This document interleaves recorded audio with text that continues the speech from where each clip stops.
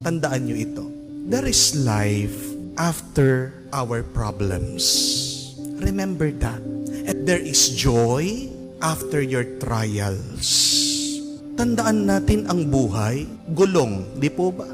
Minsan nasa taas ka, minsan nasa baba ka. Pag nandun ka sa taas, pag nag-i-enjoy ka, magpasalamat ka. Pero pag bumaba naman ang iyong buhay, nahihirapan ka, be humble and be trusting to God.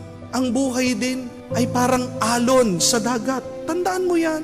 And we have to expect that life sometimes is good and sometimes it is bad. But everything in life is a grace from God. Embrace it. Yakapin mo. Pasalamatan mo. Daanan mo. Huwag kang mananatili dyan.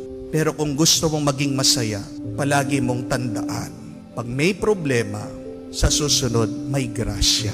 Yan ang hintayin mo.